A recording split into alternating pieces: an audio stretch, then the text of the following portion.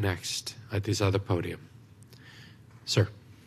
Good evening. My name is Kevin Michael Foster. I'm a faculty member at the University of Texas, resident of the Mueller neighborhood, and executive director of ICUSP, the Institute for Community, University, and School Partnerships.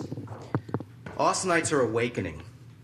In a climate of economic uncertainty, we look to see where and how municipal monies are spent, and we make decisions. Austinites are awakening.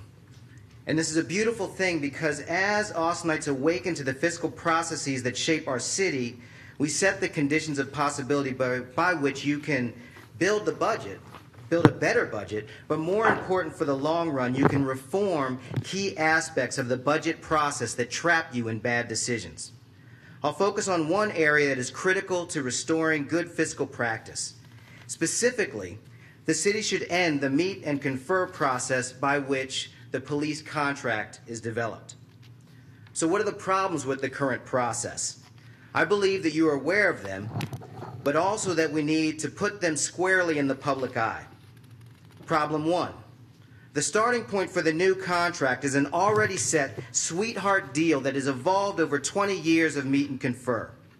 The contract built upon with each new cycle costs the city dearly and includes precious little police accountability. Problem two, the meet and confer process is engaged between ostensibly buddies on the same side of the issue, with our assistant city manager, police chief, and Austin Police Association basically offering variations of the same perspective. Police interests are well represented effectively on both sides of the negotiating table. This is deeply problematic and ridiculously favors the police. The voices of citizens that we've heard year after year after year, including voices that led to this meet and confer process, are discounted, be they from reformist groups, thoughtful citizens, or task forces. They're simply not meaningfully represented. Problem number three, although the negotiated contract must be approved by council, council members are not automatically in a strong position to take a sound fiscal position and to establish police accountability. Thankfully, we are reaching a point of sanity in our city where no one lobby group dominates. I think it's interesting and important to note that we now have council members who were elected without the endorsement of the Austin Police Association, just as others have won with that endorsement. What do I mean when I say the contract with our police cost us dearly? The most obvious examples are the routine cash settlements following instances of gross misconduct. In a recent 5-year period, city payouts to cover misconduct amounted to more than $1 million each year. This year, settlements, as I understand it, have grown to well over $4 million. You can finish your thought. It's only August. I think I have donated time. How much time did you key up? Oh, 4 more minutes. Sorry. Thank you. In addition to large cash settlements, there are everyday negotiated benefits that are outliers with the rest of the state and outliers with the nation in terms of police wages and benefits. For example, Austin police receive multiple hours of overtime pay for times they go to court for as little as 1 hour, as much as 6 times their hourly wage for 1 hour of work in court outside their shift. For purposes of computing overtime, paid leave counts as hours worked. Officers accrue longevity pay after only 1 year on the job, something that would be wonderful if we looked over at AISD that we could give to our teachers. It is simply not available to them. Officers have incredibly gracious vacation and leave.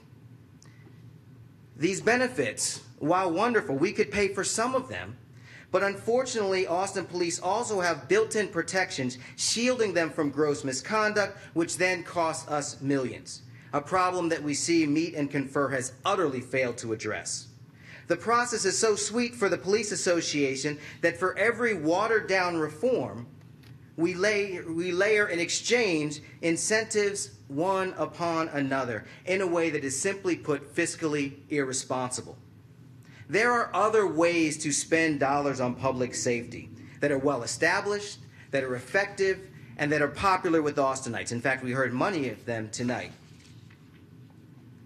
Mental health resources, diversionary programs to avoid arrest, prosecution, and jail for youth offenders, drug offenders, veteran offenders, more camps, after-school programs, youth employment programs, extended pool hours, all measures that keep youth productively engaged in out-of-school time, including the summertime.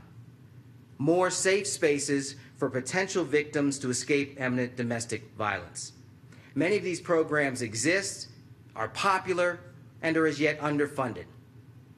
We need to stand for fiscal responsibility and public safety. We need to listen to Austinites in their desire for their vision of public safety. We need to end the meet and confer process. We need to revert to state code and start from scratch. As a start to the restoration of fiscal sanity, end meet and confer. Thank you.